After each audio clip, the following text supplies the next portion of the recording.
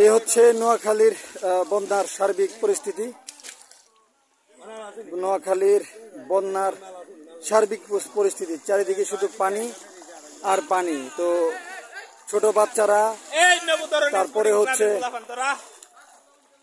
হচ্ছে এই যে দেখতে পাচ্ছেন ভেলা বানিয়ে কিন্তু তাদের আসলে চলাফেরা করতে হচ্ছে। এইদিকে কি নৌকা নাই তোমাদের?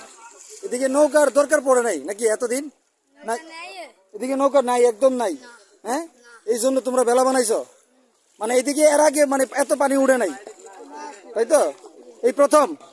আচ্ছা আচ্ছা, মানে তোমরা প্রথম দেখছো? আচ্ছা,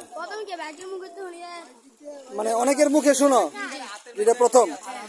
আচ্ছা, তো তোমরা যে এই যে বন্যায় পড়ছো, তোমাদের কেমন লাগতেছে? কষ্টটা কেমন লাগতেছে? মানে কেমন লাগতেছে কতই? মানে চলাফেরা করতে অনেক কষ্ট হইতেছে? পানি কি আরো বেশি আসিল? এখন কমে গেছে না?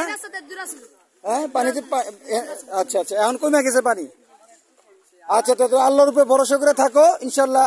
আল্লাহ বিপদ দিছে, আল্লাহ মুক্তি করবে ইনশাল্লাহ। ঠিক আছে, ভালো থাকো তোমরা।